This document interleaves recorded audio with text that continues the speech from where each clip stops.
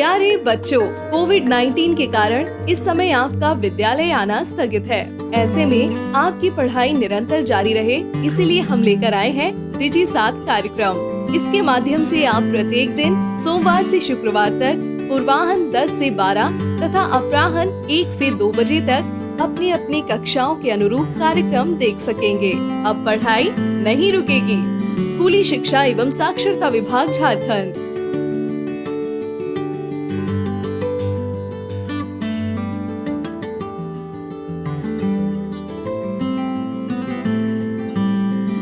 जोहार, JCERT की digital शाला में आपका स्वागत है। आज के सत्र में हम कक्षा 8 के विज्ञान विषय के पाठ फसल उत्पादन एवं प्रबंधन के बारे में जानेंगे। नमस्कार, जोहार। अशोक जी, आज हम लोग वर्ग 8 के फसल उत्पादन एवं प्रबंध विषय पर चर्चा करेंगे। जैसा कि आप जानते हैं कि सजीव या जितने भी जीव हैं सभी भोजन ग्रहण करते हैं और इस भोजन से उन्हें ऊर्जा मिलती है। उसके कार्य करने के लिए, श्वास लेने के लिए इत्यादि सभी कार्यों के लिए ऊर्जा प्राप्त होती है। इनमें चाहे वह पेड़ पौधे हों या जंतु, सभी अपना भोजन लेते हैं। लेकिन जंतुओं का ऐसा व्यवस्था है कि जंतु पेड़ पौधों से अधिकांश भोजन प्राप्त करते हैं और पेड़ पौधे अपना भोजन स्वयं बनाते हैं। इस भोजन से उन सजीवों को शरीर की वृद्धि करने में, उसकी सुरक्षा करने में और उसके रख रखाव के लिए आवश्यक होता है। अशोक जी, आप यह बताने का कोशिश करें कि फसल का प्रारंभ कब हुआ? जी कुंडू जी, आपने बड़ा अच्छा सवाल किया। आज से 10,000 साल लगभग पहले जब लोग घुमंतु हुआ करते थे, वे समूह में विचरण किया करते थे और फल और कच्ची सब्जियां खाया करते थे तथा जानवरों का शिकार करते थे। समय के साथ साथ वो धीरे धीरे चावल, गेहूं आदि का उत्पादन करने लगे और वहीं से कृषि का प्रारंभ हुआ। अपनी आवश्यकता की पूर्ति करने के लिए उन्होंने खेती प्रारंभ कर दी। हम देखते हैं कि अलग अलग मौसम में अलग अलग तरह के फसलें उगाई जाती हैं। इसके पीछे क्या कारण है? बड़ा अच्छा सवाल किया आपने कुंडू जी। आइए हम लोग इसको समझने का प्रयास करते हैं। फसल, जब एक ही किस्म के पौधे किसी स्थान पर बड़े पैमाने पर नियमित रूप से उगाए जाते हैं तो इसे फसल कहते हैं। जैसे मकई की फसल। यहाँ एक ही किस्म के पौधे होने चाहिए खेत में, ये बहुत महत्वपूर्ण बात है, तब उसे हम लोग कहते हैं फसल।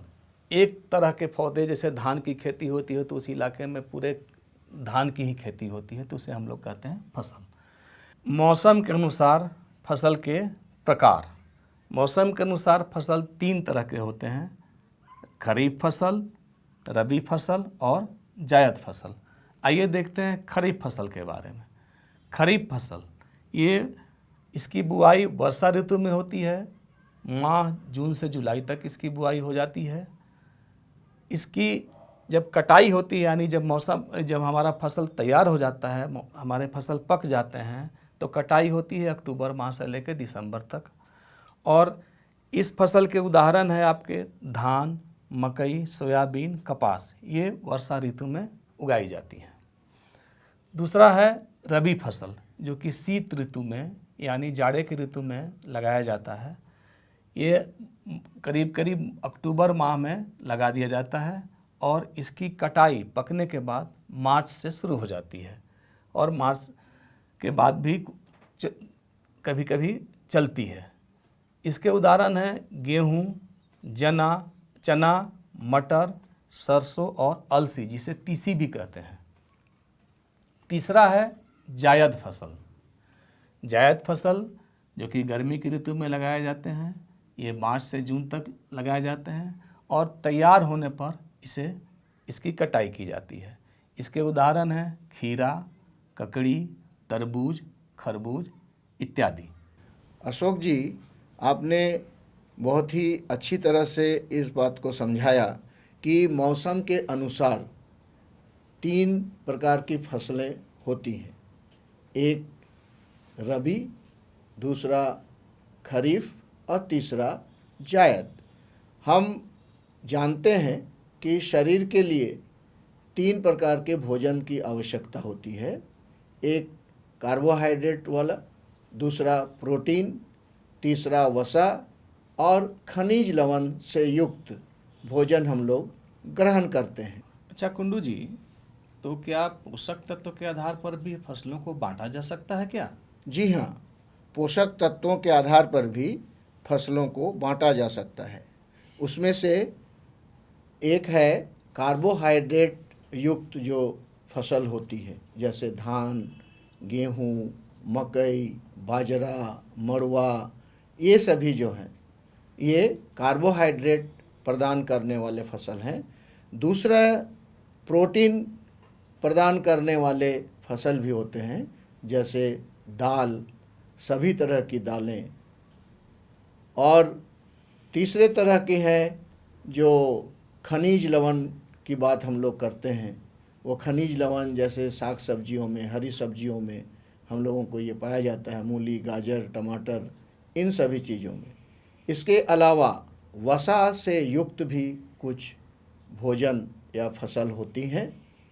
इनमें से तिलहन वर्ग के जो फसल हैं, जैसे सरसों, मूंगफली, ये सभी जो हैं ये वसा प्रदान करने वाले फसल होते हैं। अच्छा कुंडू जी, एक सवाल और बताइए कि कुछ ऐसे भी फसलें होती हैं जो हमारे शरीर की सुरक्षा करती हैं तथा हमारे शरीर के रख रखाव में मदद करती हैं। बिल्कुल, जो विटामिन युक्त जो फसल होती हैं, जो अनाज होते हैं, जैसे फल, पपीता, केला में विटामिन ए, पपीता में विटामिन ए और सी, नींबू, संतरा, इन सभी चीज़ों में विटामिन की प्रचुर मात्रा पाई जाती है। इसके अलावा जो हरी सब्जियां होती हैं उनमें भी खनिज लवण के अतिरिक्त विटामिन भी पाया जाता है। जैसे पालक की बात अगर करें तो पालक में विटामिन ई पाया जाता है। इस तरह से ये शरीर की सुरक्षा के साथ साथ प्रतिरोध क्षमता को भी बढ़ाता है। जी कुंडू जी, आपने सही बताया। इसके अलावे भी मैं कुछ जोड़ना चाहता हूँ। 2 फसलें और होती हैं। एक फसल जिसे हम लोग चारा फसल कहते हैं, जो जानवरों के चारे के लिए उगाई जाती हैं। उसमें बरसीम है, सूडान घास है, जई है, इनके पौधों को उगाया जाता है। दूसरा फसल है जिसे हम रेशेदार फसल कहते हैं, जिसे अंग्रेजी में फाइबर क्रॉप्स भी कहा जाता है। जैसे जूट हुआ, जिसे हम लोग पटसन भी कहीं कहीं कहते हैं, उससे रेशे निकाले जाते हैं। कपास हैं, ये फसलें रेशे के लिए उगाई जाती हैं। एक सवाल मेरे मन में आ जा रहा है कुंडू जी यहाँ पे कि हमारी आबादी दिनानुदिन बढ़ते जा रही है। इतनी बड़ी जनसंख्या को भोजन उपलब्ध कराने के लिए हमें क्या करना होगा, हमारे पास जबकि भूमि सीमित मात्रा में है? राष्ट्रीय जनगणना 2011 के अनुसार हमारे देश की आबादी 121 करोड़ थी और अभी के हिसाब से यह 130 करोड़ से भी अधिक हो गई है। फिर भी हम लोगों के देश में भोजन की कमी नहीं है। सभी लोगों को भोजन मिल रहा है। जबकि आपने जैसा कहा कि ज़मीन सीमित है। एक बात है कि हमारे देश में 70% लोग कृषि और पशुपालन पर निर्भर हैं। जी। इसके अलावे आप देखे होंगे कि आज पौराणिक विधियां या जो ट्रेडिशनल मेथड्स जो हैं उनको छोड़कर या उनके अतिरिक्त अभी नई पद्धतियां शुरू की गई है, जिसको वैज्ञानिक पद्धतियां कहते हैं। जी हाँ। जैसे उर्वरक के रूप में, या जो कटाई, बुआई, निराई के रूप में जो मशीन का उपयोग किया जा रहा है। इसके लिए अभी जो पद्धतियां हैं वो वैज्ञानिक पद्धतियां ये अपनाई जा रही हैं। क्या आप बताएंगे अशोक जी कि ये पद्धतियां कौन कौन सी हैं? जी हाँ, इसे कृषि पद्धतियाँ कहते हैं, जिस बुआई से लेकर भंडारण तक के जो क्रियाकलाप किए जाते हैं या कार्य किए जाते हैं, इन्हें ही हम कृषि पद्धतियाँ कहते हैं और ये वैज्ञानिक विधि से की जाती है। आइए इसे विस्तार से हम लोग समझते हैं। कृषि पद्धतियाँ किसानों द्वारा फसल उत्पादन के दौरान किए जाने वाले समस्त क्रियाकलाप या कार्य कृषि पद्धतियाँ कहलाते हैं। यहाँ किसान द्वारा जो भी कार्य किए जाते हैं वो सारे कार्यों को कृषि पद्धतियों का नाम दिया गया है।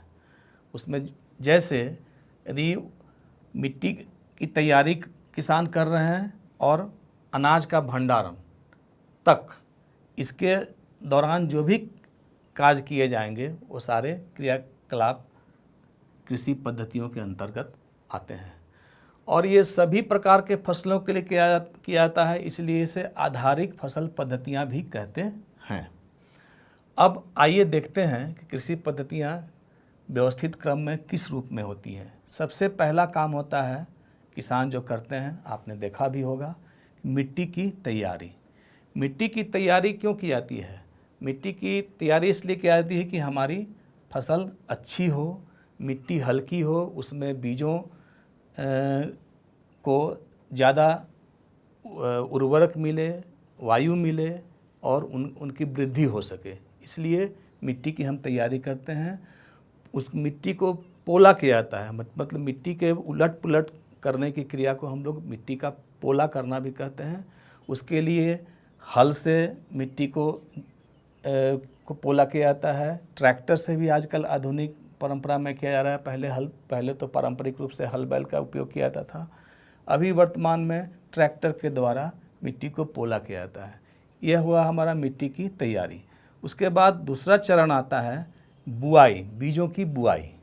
आपने देखा होगा कि लोग पहले हाथ से परंपरागत रूप से बीजों को लगाते थे और उसके बाद धीरे धीरे हल में भी बीजों को एक प्रकार का औजार हुआ करता था, जिसके द्वारा लोग हल में बीजों को डाल करके और उसके दानों को भी लगाया करते थे। तो बीजों की बुआई जो हम खेतों में कहते हैं वो बुआई कहते हैं। तीसरा बिंदु है हमारा सिंचाई। सिंचाई में पौधों को पानी दिया जाता है ताकि पौधों की वृद्धि होती रहे। चौथा है खरपतवार से सुरक्षा। खरपतवार से सुरक्षा में आप देखते होंगे कि जब कुछ अनावश्यक घास फूस खेतों में आ जाते हैं तो उसको हटा दिया जाता है ताकि हमारे पौधे बेहतर ढंग से बढ़ें। उसको हम लोग साधारण भाषा में निकाई भी कहते हैं। खरपतवार से सुरक्षा के लिए एक निकाई का भी काम किया जाता है। पांचवा बिंदु है हमारा खाद एवं उर्वरक देना। फसल के उत्पादन की वृद्धि के लिए हमें खाद और उर्वरक का प्रयोग करते हैं। जब हमारा फसल तैयार होता है तो हम अंत में करते हैं उसकी कटाई। आजकल पहले हम लोग परंपरागत तरीके से भी करते थे, हंसुआ से भी कटाई की जाती है। आजकल कटाई की मशीनें भी आ गई हैं। और जब हमारे यहाँ जब फसल तैयार हो जाता है, कटाई हो जाती है, तब हम फसलों का भंडारण करते हैं ताकि हम अधिक से अधिक जनसंख्या को अनाज उपलब्ध करा सकें, इसलिए हम फसलों का भंडारण करते हैं।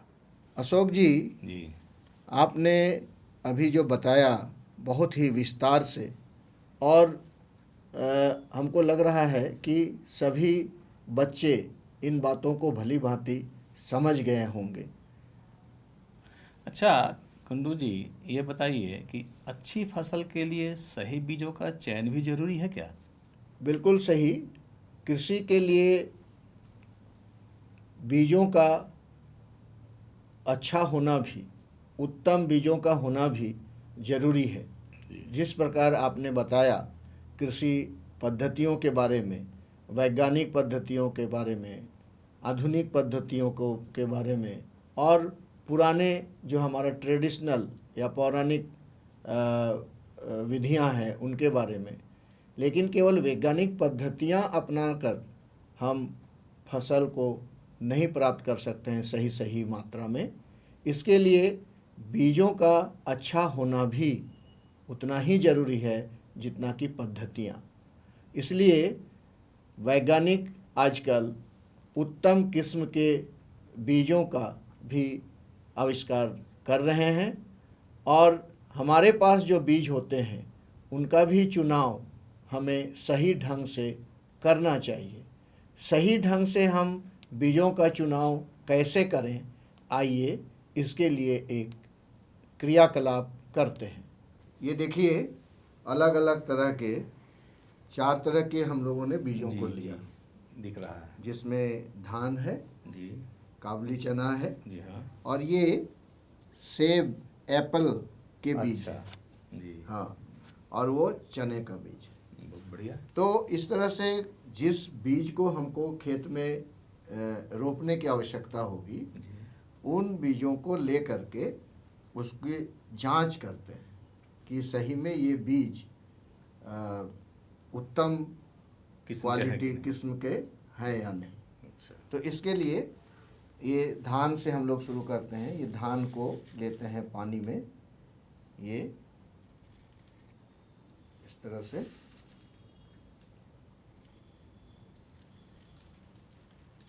अब देखिए इसमें धान जो है, कुछ बीज नीचे चले गए, तली हाँ, में चले गए, और कुछ ऊपर तैर रहे हैं। तैर रहे हैं।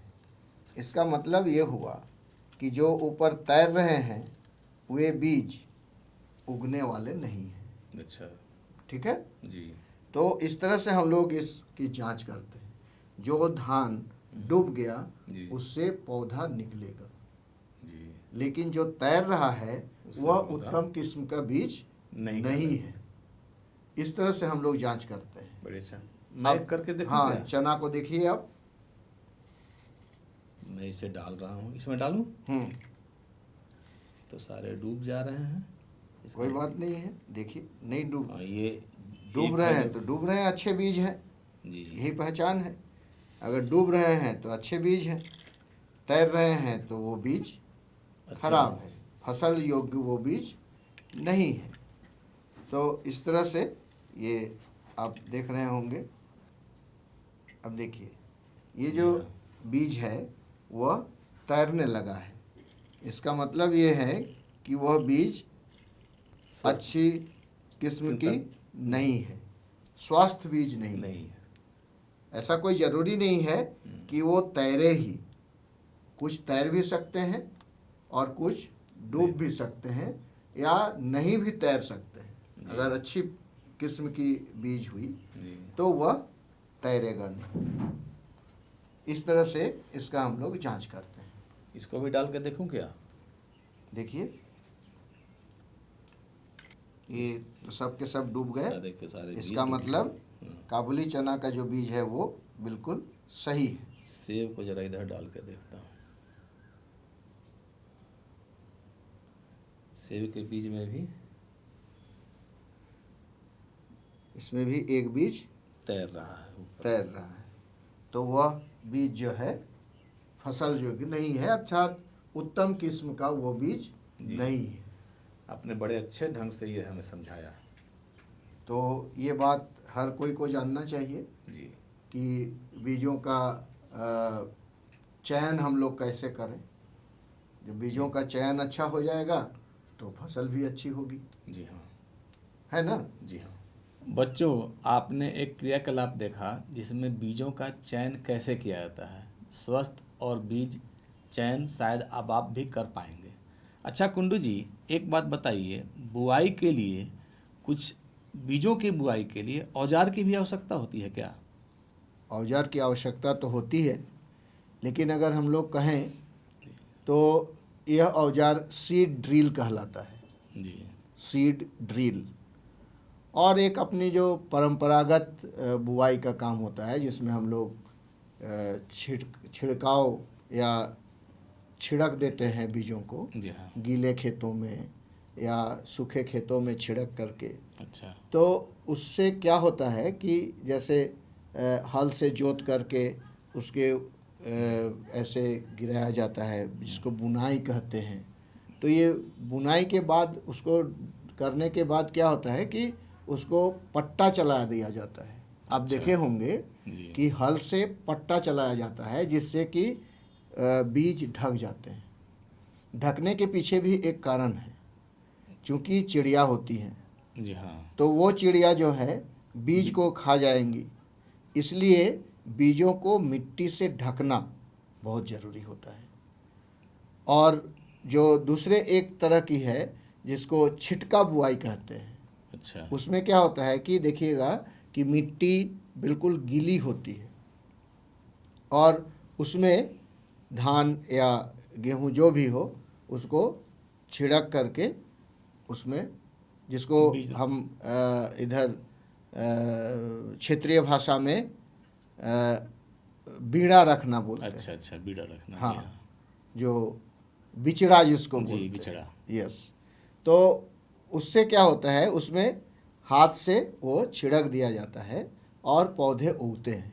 इसमें भी आप देखिएगा कि खेत में एक डंटा गाड़ करके ऐसे अच्छा अच्छा, एक लगाया जाता है, उसके ऊपर में एक घड़ा या कोई शर्ट वगैरह पहना दिया जाता है ताकि चिड़िया को लगे इसका भी अलग अलग नाम है, बीजुका हाँ, भी कहते हैं कहीं कहीं, अच्छा, कुछ बीजुका, जी, उसका हिंदी में कुछ बीजुका लोग कहते हैं, अच्छा, कुछ चिड़िया भगाने वाले कहते हैं, हाँ हाँ वही। बच्चे, तो वो रख दिया जाता है ताकि चिड़िया देख करके वहाँ नहीं आए। और ऐसे भी बीजों को इस तरह से बुआई करने के बाद ऊपर से मिट्टी से ढक दिया जाना चाहिए जिससे कि बीज नष्ट नहीं हो, चिड़िया उसको खा नहीं जाए। इसलिए उसको ज़रूरी होता है कि बीजों को मिट्टी से ढकें।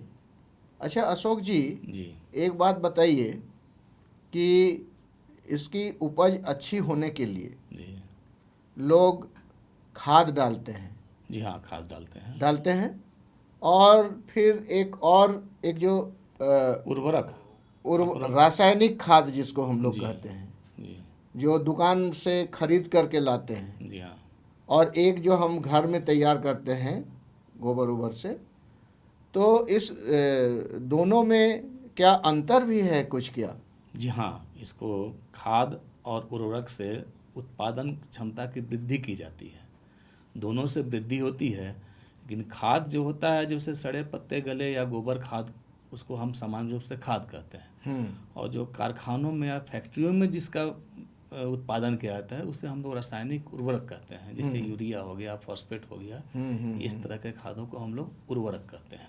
अच्छा, तो अच्छा कौन होता है, खाद या उर्वरक? अच्छा तो खाद ही होता है, उर्वरक से पैदावार तो बढ़ाया जा सकता है। हमारी आपने पहले भी कहा था कि आबादी को देखते हुए कैसे भोजन की उत्पादकता को बढ़ाया जाए, उस हिसाब से आजकल उर्वरक तो डाल देते हैं किसान, लेकिन खाद बेहतर होता है यदि खाद को डाला जाए। बिल्कुल। और आजकल इसीलिए वर्मी कंपोस्ट का भी आपने नाम सुना होगा कि उस तरह के खादों का प्रयोग किया जा रहा है। गोबर खाद का प्रयोग ज़्यादा करने के लिए प्रचार किया जाता है। एक जैविक खाद भी खाद जी होता है। जी हाँ, तो मतलब खाद ज़्यादा उपयुक्त है खेत के लिए, ज़्यादा उपयुक्त है, स्वास्थ्य के लिए भी ज़्यादा उपयुक्त है खाद। रासायनिक खाद डालने से खेत की उर्वरा क्षमता कम हो जाती है।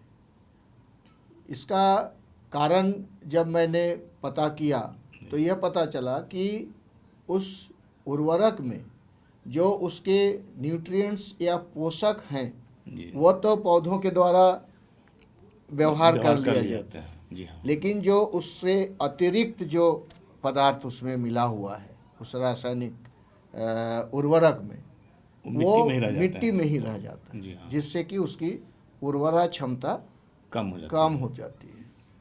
मिट्टी की उर्वरा क्षमता कम हो जाती है, हम्म, इसलिए वहाँ पर कभी कभी मिट्टी का उपचार किया जाता है हम्म, या फिर मिट्टी को पलटा जाता है, काट करके हटा जाता है, एक स्तर को काट के हटा भी दिया जाता है। खेत ऐसा से? मैंने भी खेत से। अच्छा अच्छा। तो ये उर्वरक और खाद या केवल मिट्टी, इसमें पौधा किसमें अधिक वृद्धि होती है, अर्थात उत्कृष्ट फसल किसमें होता है, इसके लिए एक क्रियाकलाप के द्वारा हम लोग जानते हैं, उसका निरीक्षण करते हैं और आप भी इस क्रियाकलाप को अपने घर में भी कर सकते हैं। आइए तो देखते हैं क्रियाकलाप 2।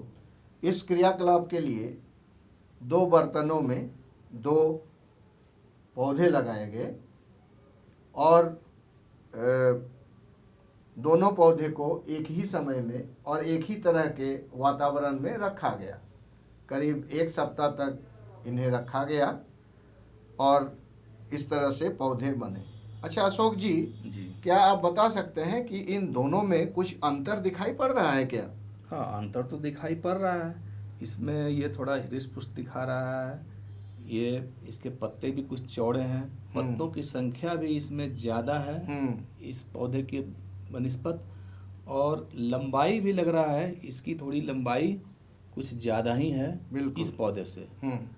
ऐसा इसलिए है कि इस बर्तन में ये जो पौधा लगाया गया है ये खाद वाली मिट्टी है। अच्छा, इसका रंग ठीक है? भी कुछ अलग दिख रहा है। हाँ, इसीलिए। और ये जो मिट्टी है इसमें खाद मिलाया हुआ नहीं है। जी। जब खाद मिला देते हैं मिट्टी में तो उसकी उर्वरा क्षमता बढ़ जाती है और उसमें जो भी उसके पौष्टिक तत्वों की ज़रूरत होती है जी, तो वह पौष्टिक तत्व भी उन्हें मिल जाता प्राप्त हो जाता है।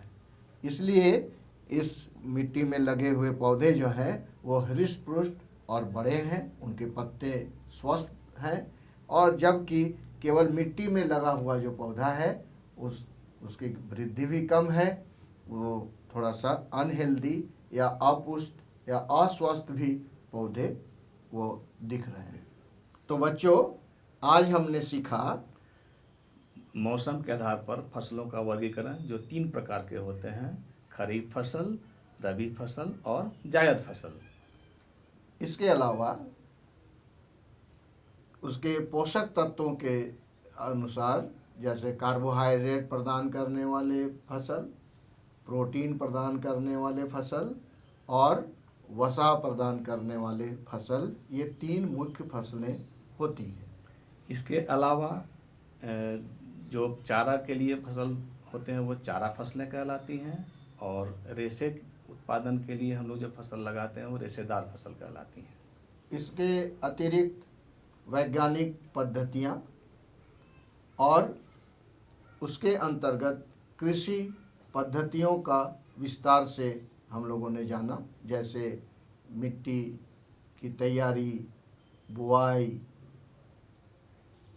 कटाई, भंडारण, इन सभी चीज़ों को भी हमने आज सीखा।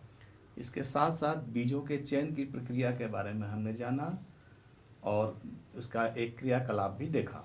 यह भी हम लोगों ने सीखा कि खाद वाले मिट्टी में पौधे अच्छे ढंग से, स्वस्थ ढंग से बढ़ते हैं, जबकि केवल मिट्टी में पौधे तुलनात्मक ढंग से स्वस्थ नहीं होते हैं। तो बच्चों, आज इतना ही, फिर अगले भाग में मिलते हैं। जोहार, नमस्कार। इस प्रसारण से संबंधित सुझाव, अपने प्रश्न इत्यादि आप हमें jcertrg@gmail.com तथा टोल फ्री नंबर 1800 5728 585 पर संपर्क कर सकते हैं।